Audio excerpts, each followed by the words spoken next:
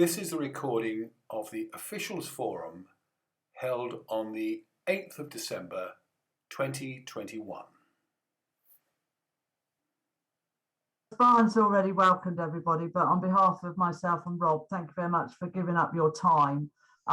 We decided to run the Officials Forum because we will not be running the annual CPD for 2022 because most things can now be done online. So what Rob, myself and Simon Taylor thought was that if we just went through with an Officials Forum, just a run through as to where we are at the moment, and then when we get down to AOB or after Sussex County, then perhaps we can have a comfort break and then come back for some questions and answers, if that's all right with everybody. Brian, can you make it big screen? I'm just there we are. Thank you. Thank you. That's it. Thank you. Yeah. So because obviously there's things kind of coming in, and now I've got a few more updates as well that aren't on the presentation. That's kind of like came in over the past 2 or 3 days. So if you can go to the officials returning to competition training, Brian, that would be brilliant. Okay, so as you can see, the overriding principle is adherence to COVID-19 restriction enforced at the time. Obviously, nobody knows what's happening with the new variant that's coming in at the moment. So I think it's just going to have to be watch this space. But I believe that we will be following as much as possible for the winter counties as we did in October. Requirement to attend certain levels of meet. We're talking about for obviously training suspended until the end of 2021. Judge 2 and 2S's have been reinstated, and on behalf of not Somerset, George's lot, it was Somerset, Hampshire, he did do a Judge 2 and a Judge 2S, and 5 of our J1s attended his J2 training, and 2 of our J2s went to his J2S training. So that we will talk about what we're going to do as a county later on, but it was just the way that Hampshire was doing it last week, so we decided to take advantage of it. Mentoring for training at the moment, obviously for obvious reasons, cannot take place. However, I know candidates would like to be mentored, but it's not possible at the time. So as long as if any mentoring is taking place, and I'm basically talking about our J1s at the moment, either the old way, old style, or the new way, they have to be mentored by an adjacent lane. So you can have a J1 and then a J1 trainee. So, and then all they can do is sign off their off the sessions. And as it says there, can be done from adjacent lane, monitored by a licensed referee. So at the moment, this is what's happening up to the end of 2021. But what I've received yesterday was that as from January the 1st, we will be going back to pre-COVID. So that will be coming out within the next couple of weeks, hope by the end of December, beginning of January, to say that as from January the 1st, we will be going back to how we were before COVID. So that's all the mentoring and everything else will be back in place. But as soon as I know anything, obviously I will let you know. But that literally came through hot on the press yesterday. So we'll wait for that one. So next one, Brian. Okay. I think this is causing, well, hopefully not too many problems. The new online J1 training.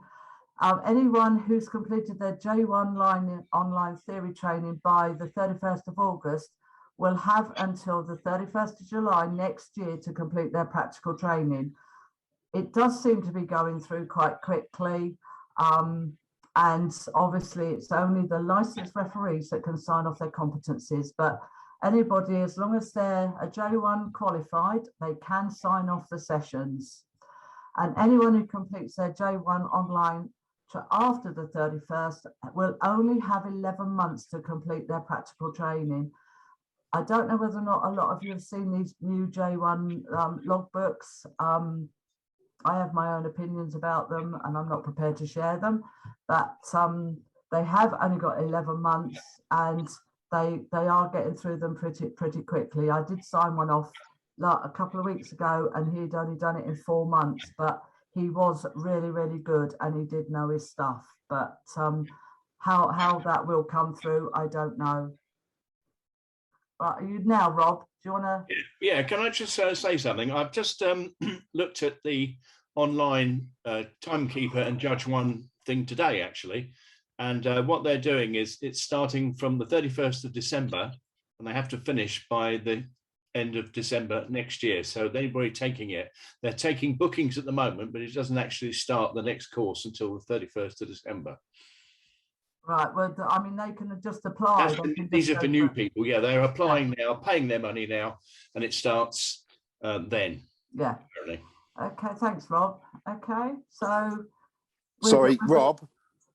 That's Yes, if you go onto the Timekeepers one, it states the same. Yeah, but it does actually say that you don't forget the date, because you can do it all straight away. Yes, exactly. Oh, really? With the J1, the timekeeper training, yes, you can. They can basically go on, they can do their online, and then they can then come on poolside with no experience whatsoever. And as long as they're competent, and the referees, J2Ss who are taking the session, as long as they feel that they're competent, you do not have to worry about any times any longer. They do not have to do these 15 times and pass 10 or however many they are. As long as the people that are signing them off with these competency certificates, that's all you have to worry about. So I'm just looking that they're in the right place at the right time, they're standing up, they're doing everything we want them to do. However, saying that, I might be a bit wrong, and I know I'm wrong. I have asked some of my chief timekeepers occasionally just to check that the times are accurate. And I have asked them to ask a couple of questions. So therefore, then I know they know what they're talking about. But technically, we don't have to do it. Just as an aside, Chris, I did the second round of the Arena League down at Portsmouth recently, round 2. There was no AOE available, so we had a manual gala. First time I've done a manual gala for years, and you would not believe how many times we had to adjust the times because the timekeeping was appalling, and it was all done by people who were fully qualified. Interesting. People get out of the habit of doing manual galas, and one of the drawbacks is that if you're going to be a timekeeper, you've got to know what to do if things don't work, and this doesn't seem to be being taught to anybody. It's a bit worrying, I think, in a way. Anyway, let's continue. I signed somebody. Oh, who's that? Yes.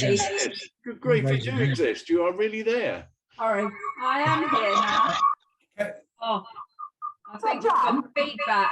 Could one of you press mute so that it's not feeding back? I've muted. Have you muted? Oh, you're not, Colin. Right. Right, is that better? No, that's no good. I've muted. No, you picked me up. All I was going to say is that I did actually sign somebody off the other day, and now I'm in the dark. And I did get somebody to check them, from the next lane and what have you. They did check 1 or 2 times, and we were quite happy that they were, competent. That was an Atlantis person, but he did 1 session, and then we did another one and checked him. And I think this is going to be the problem. They're just going to turn up on poolside with no experience at all. But I think we'll just have to see how it goes, I think. But I think the clubs have some responsibility here to help them along the way too, really, to be honest, don't they? So yeah, but at the moment, I mean, a lot of clubs aren't doing anything, Rob. So they're coming through to level 3s. But the thing is, though, Chris, you can, if you've got people who are, qualifying as timekeepers, they can be doing that during a training session just to get experience of doing it. I mean, you don't have to do it. But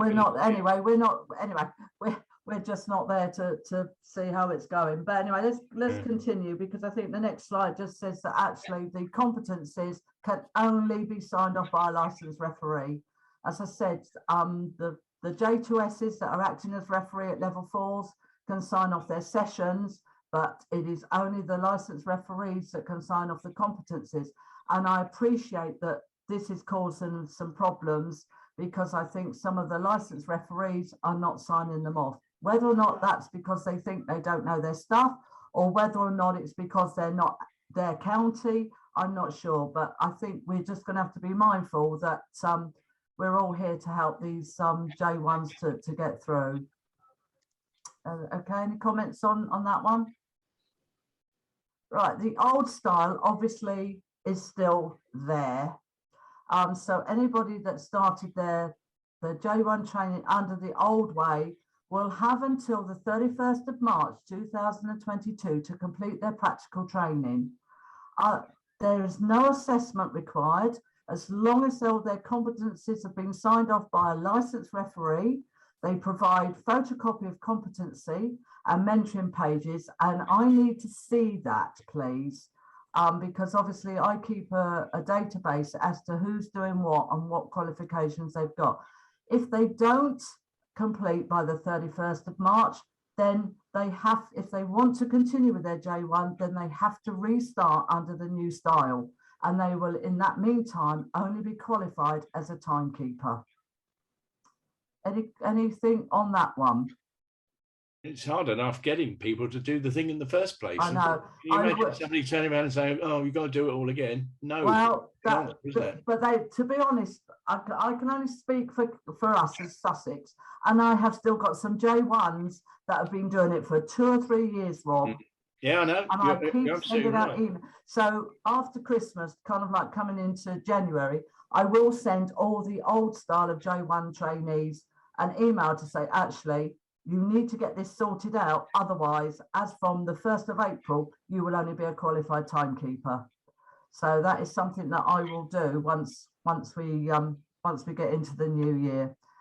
So please, just if anybody has got any trainees at all, but especially the new style of ones, I do not get told by South East Region at the moment of who the new trainees are. So if you know of anybody in your club that is doing the new style, please can you let me know, because I add their names to the county database. So therefore, when we ask for, send out the invites, they then are included. So if anybody's got anybody that they think I don't know about, I have had a list at the moment from South East, but it's not right already, and I've queried it and I've been told I cannot add any names. It's got to come from the South East Region. Sorry. I've also been given a list from South East Region of all the Sussex County officials as well, and I know that there are names on there that are not officiated anymore or not licensed. And again, I've been told I can't change them. So please bear with me with this. And as soon as I get anything more up to date, I will send it out to the referees for them to know who's coming on poolside. Is that okay? So, these J1s, the old style, there's no assessments for them anymore, but they do have to have answered all their competencies signed off, and they must have answered all the questions and answers. And as long as the course tutor referees are happy with it, then you can sign them off and just let me know, and then I can send them all through the documents to become licensed, because the J1 new online get it done automatically by uploading their certificate, but the old style has still got to come through from me. So we're still working the two systems at the moment. So but we'll get there in the end. Anybody on that one, or are you happy to proceed? There's a question. Yep. Who's that? Right, go John. Yep. Chris, we've got an official as a J1 trainee on the new course, and she's been doing quite a lot of club champs that we've been running recently. Yep. So she's filling out her sessions. Mm-hmm. She's going to be in a position where she hasn't got hardly anything signed off, but has done quite a lot of pool time. What, the competencies, you mean? Yeah. Yeah. I wondered if there's any method, because obviously poolside after a gala, there's not a lot of time to sort of be asking, the referees have got a lot going on. Mm-hmm. Is there any way of like a Zoom call with a referee to? I'm sure that can be arranged, John. So that a referee such as yourself or whoever can That's explore absolutely their fine. knowledge. I mean, what will happen is obviously Hailsham comes to me, so let me know, you know, and I can have a Zoom call with your trainee. Actually, you've got more than one, I believe. So if anybody else has got any trainees under the new way or the old way, they've all got course tutors in their area, so they should be able to get it sorted out. But obviously, if you want to talk to a referee, then you all know who the referees are for the county, and we can talk it through with them by Zoom. I think that would be a really, really good way of doing it, John, because I do appreciate, you know, a lot of clubs have not got referees, and you know, we've only got a few referees in the county, and we've all got to be here to help each other. So if anybody's got a old style or new one, new style, and they want to talk it through with any of us, then just email one of us or email me, and I can put them through to the appropriate course tutor. Does that answer your question, John? Yeah. Okay. Right, let's go on to the next one then, please. Okay, officials licenses and renewals. All licenses expiring during obviously last year and this year will be extended until the 31st of December 2021. I think I've got 4 that are now expiring by the end of the year, that require FINA rules updates. So if they can come, I've got 4 names, but I need their permission, obviously, because of GDPR, to obviously give their email addresses to Rob, who will then be in contact with the trainees who need the FINA rules update. But obviously for 2022, we've got another lot that are out of date. So we'll continue to monitor it and get it sorted. But as I said, all licenses now that were due to expire will expire by the 31st of December. All contemporary issues now are done online. So there should be no excuses at all for anybody not doing contemporary issues through the 4-year period that you've got, guys. But obviously FINA rules now is not online at this moment in time. So it will need to come through to Rob, and he will arrange for FINA rules to be updated. So if you can let me know, then I will then make sure that the trainees are happy for Rob to have their details. Is that okay, Rob? No problem with me. All right. Anybody?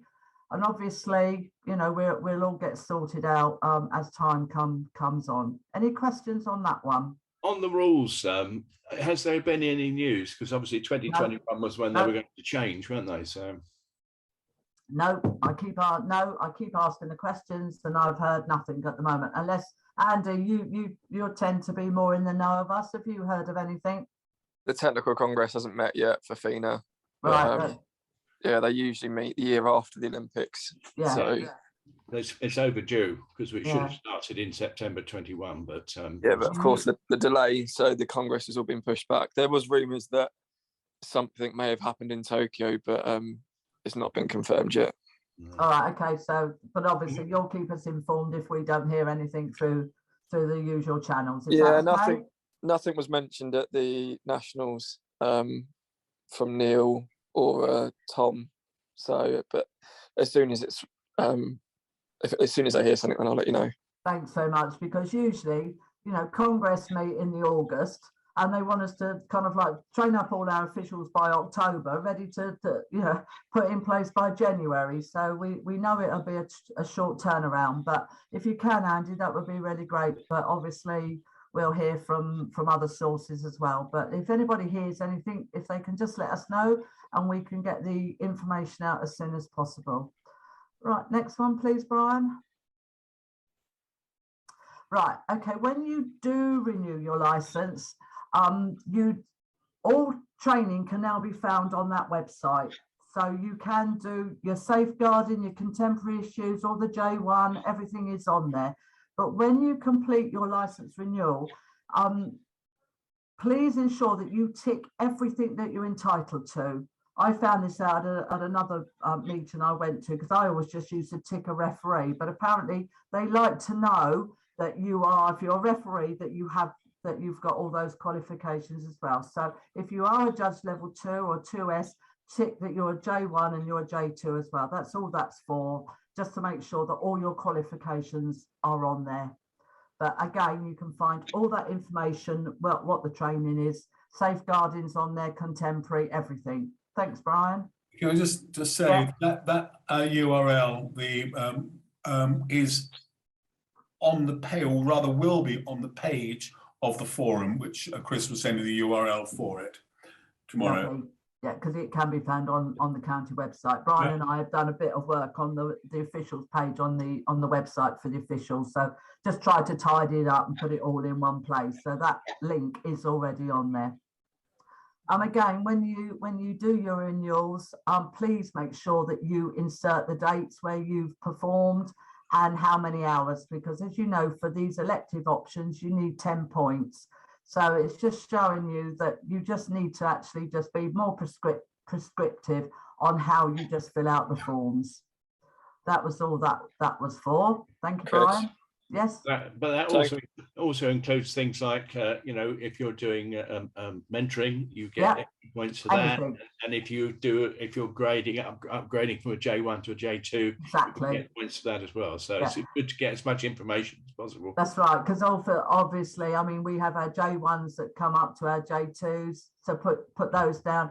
And obviously, if you do any other courses apart from your mandatory ones, so we're talking about mentoring or not contemporary, but we have some of our J2Ss that have done their referees beginners guide. I mean, that can go in there as well, because that is all additional to the CPD that we run. So just look at it and really go down through it and make sure that you get, and obviously I need to sign it, or you can get one of the other referees to sign it, to countersign it. But if you send it through to me, I'll make sure it's all up to date and signed where I need to, and return it all to you. Is there any questions on the officials' lives? They are coming through now, so I am beginning to pick some up, so which is good. So the ones that are due by the end of the year, I am now beginning to sign off. So we'll get there. Next one, Brian. I was just going to say, it looks like the Congress will be happening at the World Championships next year in Japan in May. Right, okay. Thank you, Brian. Right, this one has been causing a bit of angst at the moment. Brian, do you want to discuss this one through? Because I think you kind of like instigated it all in the first place. Well, I got involved, put it that way, and it has moved forward from, well, Chris is aware of where it's moved to. There has been some issues with Regulation 411 where it applies to girls during their period. And because the regulations prevent a costume being worn, or a bikini bottom being worn underneath the costume where it may hold a tampon, the Regulation 411 is thought to be an appropriate approach. So Swim England have, for England only, doesn't apply to Scotland, Wales, or anywhere else. For English competitions, currently, an interpretation is that a bikini bottom could be worn underneath a swimming costume under the rule as shown at the top here, with the under sort of the religious or health caption, if you like. But that is now being adjusted, and sometime in the new year, the declaration form, which is currently called the Health Declaration, isn't it? I think. They're talking about the Certificate of Disability, aren't they? Yeah, Certificate of Disability is now becoming something else. It's becoming the Certificate of Exemption. Exemption, indeed. And the greater clarification will come. This was produced a year or so, or 2017, by Swim England, and under the Certificate of under the certificate exemption, which is currently going through consultation, but is expected to be announced early in the new year in time for county championships.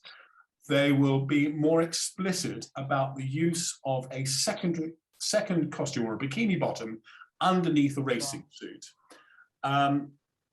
There have been two statements. One has been put out by social media by Jane Nickerson in response to a comment online where she's mentioned this. So that's a fairly high level of, Jane Nickerson, for those who don't know, is the chief executive of Swim England. So she's made that comment. And there is also the club development head of club development, a lady called Claire Coleman, is leading a task force within Swim England to make that happen within time. It's currently going through the swimming group, I think, and a technical officials group, but that will almost certainly change, and there'll be notification. What in essence it's going to mean is that a team manager, for argument, can complete a certificate of exemption and just present that to the referee. The referee cannot challenge it. That's right. And that's it, is the end of it. At the moment, a referee could turn around and interrogate the girl as to why. Hasn't it? It has happened, Yeah. and it happened quite recently, I understand. Yeah.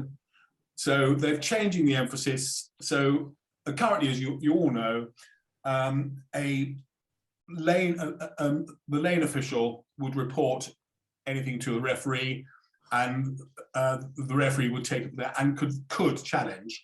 Under the new system, certificate exemption would go from the team manager or coach or parent to the coach, to the referee, who would not be able to challenge it.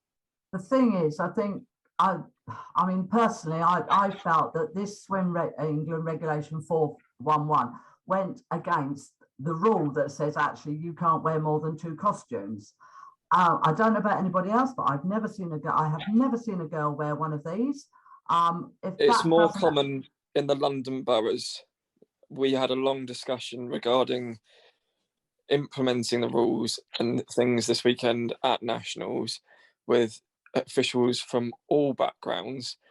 And the best thing that I learned at the weekend was that red rule book is written for the Olympic Games, World Championships. Yeah. The referee has to have some form of discretion in that we want people to be taking part, and we need to be putting reasonable measures in place to allow those athletes to take part. And just because it says something in the rules doesn't mean that it needs to apply at a level 4 club champs. Well, I think that's exactly how we felt, you know, when, you know, because obviously I've been in correspondence with others, and I just felt as though that it was ambiguous, Andy. You know, you're reading this that says on one hand, go ahead, but, but as a referee, we have to abide by the rule that says actually you can't wear more than 2 costumes.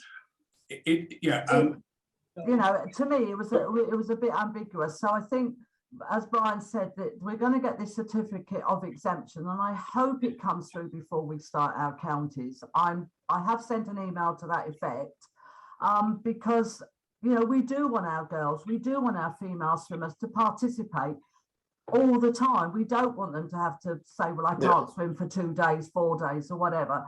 So I do hope that clarification will come through very, very quickly. And they are saying that they are going to do training for officials and coaches and everybody else. So I think it's just watch this space. But I think I agree with Andy. Let's just use a bit of common sense over this, guys, shall we? In the meantime, I think if everybody's, you know, the other referees, you know, we're there for the swimmers to take part. We're not there to get rid of them. Exactly. But I just felt that when we were discussing this at, as you know, swimming meeting, Andy, that there was a lot of ambiguity between this rule and the rules we have to abide by, you know. But I think now Swim England, especially Jane Nickerson, is coming down on the fact, well, let's be a little bit more common sense over all this rather than the hard line. Is how I'm reading it now. If I can just say that whatever happens at Swim England, it will only apply to England, Where it's a UK or a GB championships, it will not apply because Scotland and Wales have not accepted this. They may do, but they haven't at the moment accepted it. So it's currently called the relaxation of regulation 411. And as far as I read the comments, which Chris has seen as well, I read it is being effectively mandated that it will be relaxed in English competition at all levels. Which is good, because as you know, we want all our swimmers to participate and feel that they're being listened to. And I think that's, you know, going back to what started all this off, you know, some parents on Facebook kind of like getting on, fair enough, on their high horses about their girls not being able to swim, you know, all month because they're having to do this and that. So I think hopefully that the parents that have started all this off, and this has been sent out to all our club welfare officers, and I think I've had 3 clubs that have come back and we've had comments and I've had discussions with them. So I've just said, you know, following what came through yesterday, you know, I haven't said anything about the certificate of exemption or anything. I've just said, you know, things are moving forward in the right direction. And as soon as we have further information, it will come out. So, but I think, you know, we have got the Arena League this weekend. So let's just be a bit sensible, I think, over it all. Is that all right with everybody? Yeah, it's funny in some ways, isn't it? This has been out for a long time, this rule, and it's only now coming to a head, isn't it? It's kind of and that was because of a couple of parents on Facebook, Rob, you know, were saying, well, this is, you know, in detriment to my female swimmer. I mean, they can't swim. The truth is, you know, it says you're not allowed to wear 2 costumes, but it doesn't have to be a costume. It can be pants, can't it? So yeah, you know, I know, but anyway, it's just we're common getting sense, there. really. But it was just because it was a swimming meeting that we were talking about making it a condition, and I think we all felt in the end that it wasn't a condition. It was just a form of education and talking to people rather than putting it into a condition. One thing I'll add though, which we did discuss, is that you'll probably find, despite the young girls having the time of the month, they more than likely won't wear a second costume because it's already an embarrassing enough time and stressful enough time that they don't want to show off even more that they're experiencing an issue. They'd rather it just happen. So, or wear a pads, etc., inside the costume. But you won't necessarily find that they will wear a second costume because it just shows more that there's something that may be going on. We're talking of not a second costume, Andy. These will be like a bikini bottom. Yeah, but even so, like through a costume, it's very, very visible because they're so tight. It's very visible. I know. So you'll find that more than likely, it's good that it's happening. But you just, with this discussion we had, you will more than likely find that they may not go ahead with it. But it's good that they've got the option that they can. Yeah, I said, and that's it. But anyway, I think if everybody's happy with that, let's go on to the next one. Hand is raised. Right, JP, off you go. Yeah, so it's going back to the J1 training again. Yes. I assume that the new J1 course still includes the requirement to be a chief timekeeper at a manual meet. Absolutely. Get that one signed off. I'd like to think so. I would like to think so as well. I would say yes. So I would say yes. Obviously, with the time constraints that some of them are going to be working towards, and the lesser these opportunities are about, it's becoming increasingly difficult to find these opportunities. I totally agree. But I would agree because, you know, if our AOE does go down and we have to run as a manual, they need to know what to do. Certainly. Yeah. You know, so ultimately, any person that's running high tech sports systems, etc., should know how to pull off the chief timekeeper slips. There's no reason why you can't run with the AOE, and then as good practice for them during the race, get them to go across, fill out the slip, present it to the referee, and the referee for the next race can talk them through what we would be doing as. That's one way. Yep. Because you're right, with AOE at most pools these days, it is very difficult. And as Chris said, when it goes down, it causes the problems. Well, also, I mean, as a lot of people know, I mean, even using AOE, we still have to use our chief timekeepers to go and get times. Absolutely. You know, to use manual time sometimes to insert manual if you know if they're completely off the wall with using the primary and the backup. So, but I think that would be a good idea, John. And I know you use the secondary. You're like Beacon, aren't you? You use a secondary system. Yeah, Dolphin. Yeah. Dolphin. That is So I still mean, you could- technically manual timing, of course, isn't it? So, so the yeah, but normal so rule. therefore, then if It's you've got classed it- as semi-automatic. Same as the backup Yes, button. it's But anyway, semi-automatic. you could as Andy said, you could print off some chief timekeeper slips and just ask them just to go across and work it through with you. But I think it is important that they at least they have some form of system to have a go at it, because AOE is not sometimes brilliant. is it? Again, it doesn't need to be at a gala.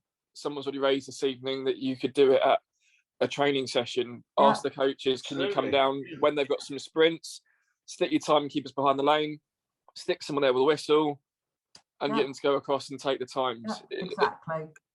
Yeah, doesn't so need to be a licensed meet.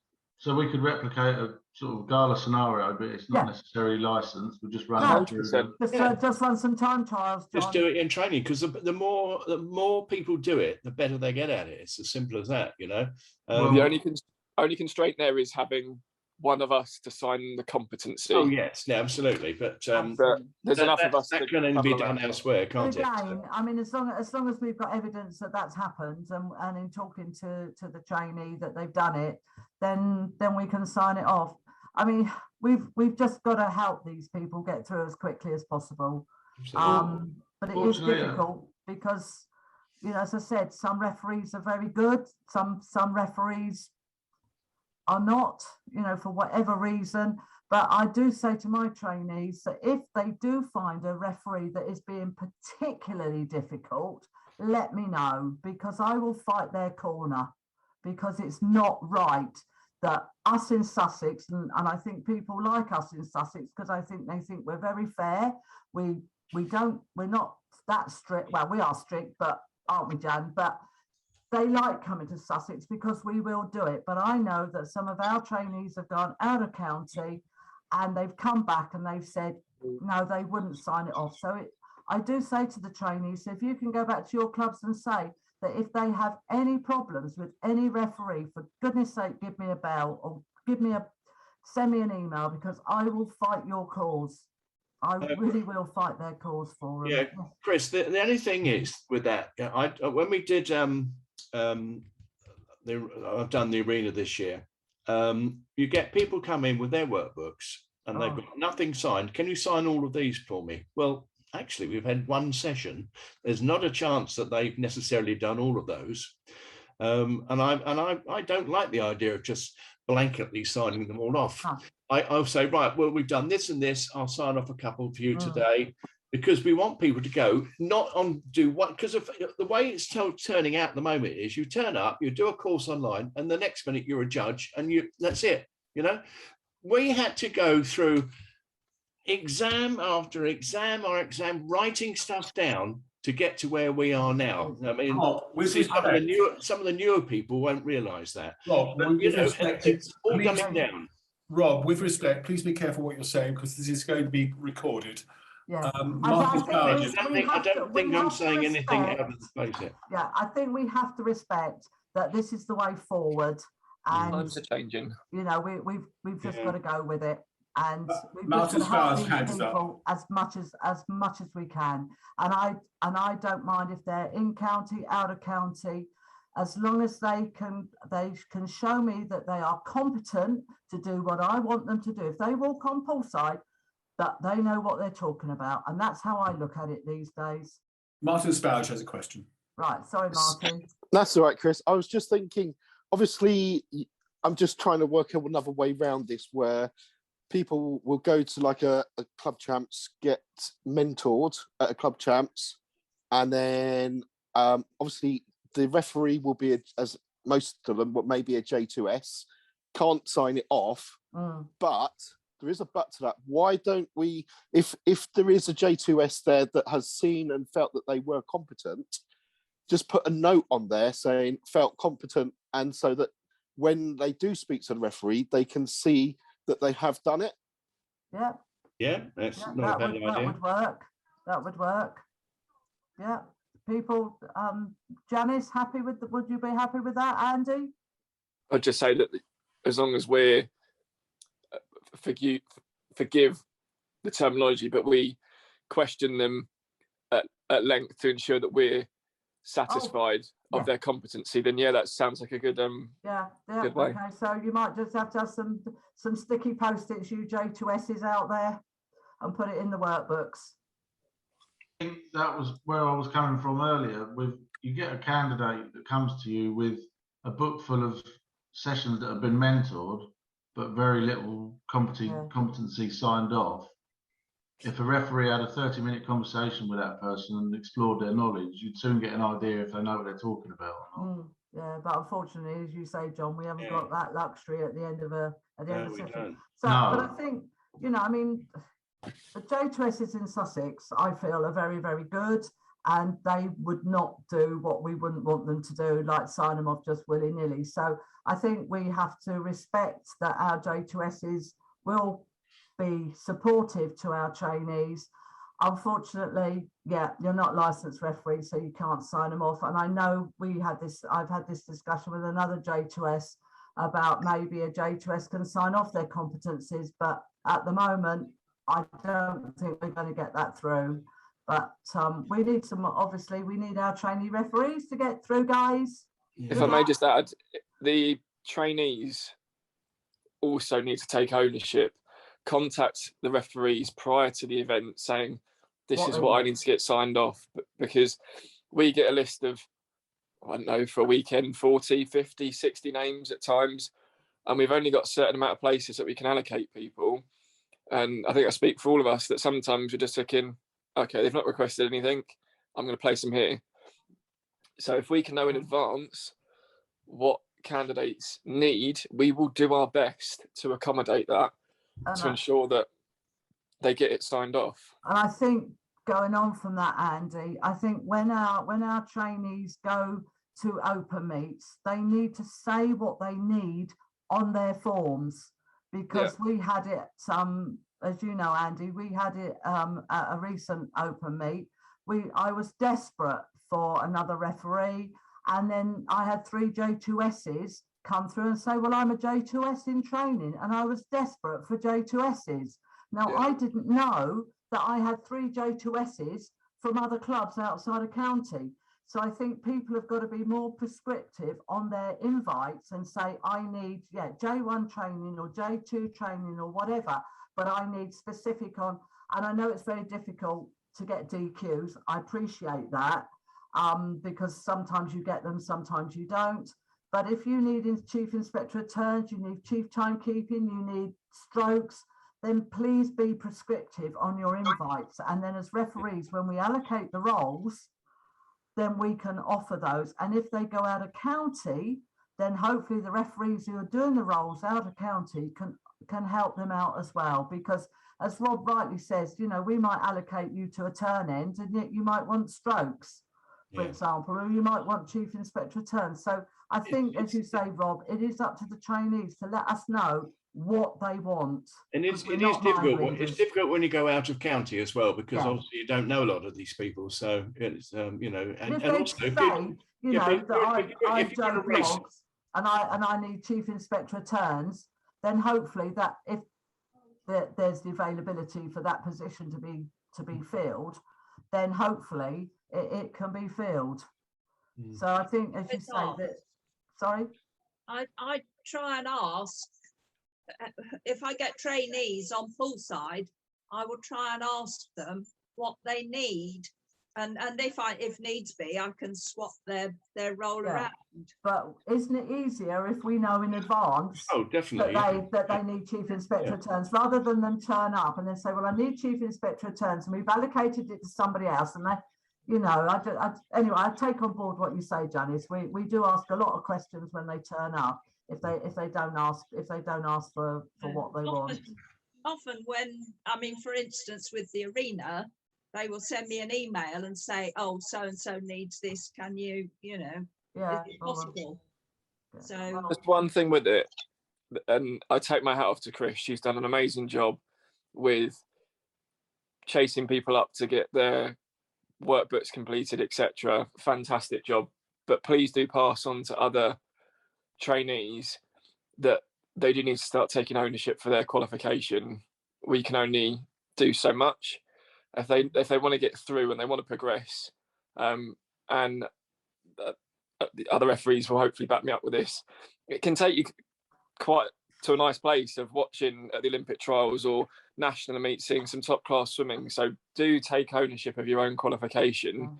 And I appreciate some of you do it because your kids are there, but really do think about putting the time in, because it will work off at the end of it. Can I just go back to training? I know we've spoken a lot about the J1 training, but can I just say that J2s now in training, again, do not need to have an assessment, but as long as they've had all their competencies signed off and they've had their question and answers looked at by a course tutor, they can then be assessed. The only assessment that is required at the moment is for a starter. So at the moment, again, I will, in the new year, send out an invite or a request to all our J1s if they want to become J2s if they want to become our starters. Then what I will do then is, again, coming down to permission, I will then send their names and details to the appropriate course tutors. But unfortunately for J2s and J2Ss, it has to be done by a qualified referee. So our J2Ss that are our course tutors can only can do J1s, timekeepers and J1s, but obviously that, J1s are now not there. But we can still do timekeeper courses, 10 sign up, and we can do it at £25. They can do it individually. So, but it will be down to the referees to have to run their own courses in their own areas for J2s and J2Ss, because as I said, we will not be doing it as CPD next year. Brian, Sally has a question. Sally, sorry, Sally. That's all right, Chris. You actually answered it. I was going. You sort of just got in before me. Very interested in doing the J2. I missed out on the Hampshire one the other day. Yes, I know you did. But yeah. As I said, I will be sending out another. Anyway, I've said that. So, but bear with me, and we will get you. The training that you required. Okay. Thank you. Yeah. Okay. Dave. Dave. Yeah. Yeah. Hi, Chris. Will there be an opportunity to start referee training?